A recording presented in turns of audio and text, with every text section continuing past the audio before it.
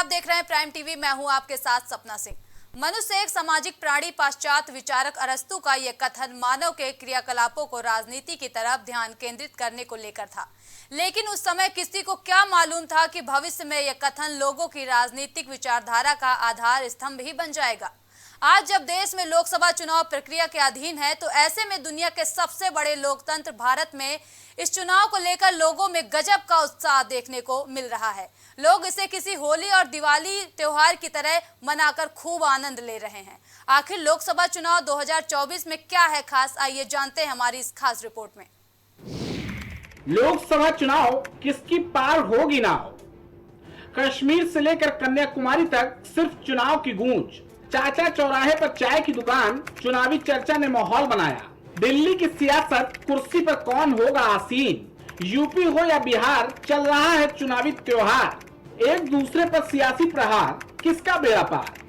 देश की सियासत पर अपना पांव जमाने को बेताब कश्मीर से लेकर कन्याकुमारी तक के नेता अपने अपने वादे और इरादे लेकर जनता को रिझाने की पूरी कोशिश में लगे हैं और देश की जनता का मूड जानने के लिए तमाम मीडिया कर्मी आधुनिक संसाधनों के माध्यम से लोगों तक अपनी पहुंच को मुअस्सल बढ़ा रहे हैं। राजनीतिक पार्टियां हो या चुनाव आयोग, दोनों में शिकायतों को उलझाने और सुलझाने का दौर जारी है। वही जनता भी इस लोकसभा चुनाव का भरपूर आनंद ले रही है। बिहार दंगल के मैदान में विचारधाराओं की कुश्ती जारी है। कोई वामपंथी तो कोई दक्षिणपंथी विचारधारा को लेकर कॉलेज, रैलियों और जनसभाओं में गोते लगा रहा है। वही राजनीतिक पार्टियां लुभावने घोषणा पत्र जारी कर जनता को ईवीएम में अपने निशान वाले बटन की तरफ आकर्षित कर रहे हैं। सुबह होते ही चाचा चौराहे पर चाय की दुकान में चुनाव की चर्चा शुरू हो जाती है। कोई प्रधानमंत्री के मन की बात को जनता की बात बताता है, तो कोई कांग्रेस की न्याय यात्रा को गरीब और मजलूमों की न्याय यात्रा बताता है। चर्चा जम्मू कश्मीर की धारा 370 के खात्मे को लेकर तेजी से शुरू होती है। राम मंदिर के दर्शन करते हुए महंगाई, बेरोजगारी और मणिपुर की हिंसा पर आकर अचानक रुक सी जाती है। वहीं कुछ नेता अपने दबदबे को लेकर चर्चा में बने रहने की कोशिश कर रहे हैं, तो कुछ ईडी और सीबीआई के डर से अपने को वॉशिंग मशीन रूपी भवसागर में डुबाने की कोशिश भी कर रहे हैं। देश की सत्ताधारी पार्टी भाजपा जहां एक ओर देश में राष्ट्रवाद को लेकर सबका साथ सबका विकास करने की बात कर रही है, तो वही मुख्य विपक्षी पार्टी कांग्रेस अल्पसंख्यक केंद्रित विचारधारा को लेकर आगे बढ़ रही है।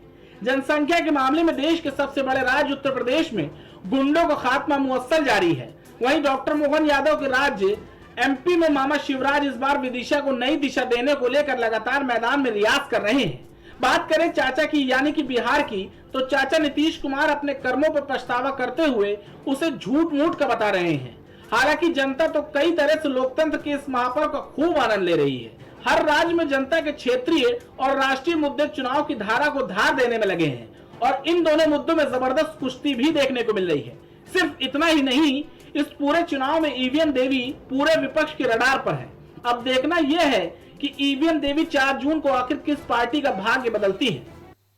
हमारी इस खास रिपोर्ट में अभी के लिए इतना ही। देश और दुनिया की तमाम बड़ी खबरों के लिए देखते रहिए प्राइम टीवी।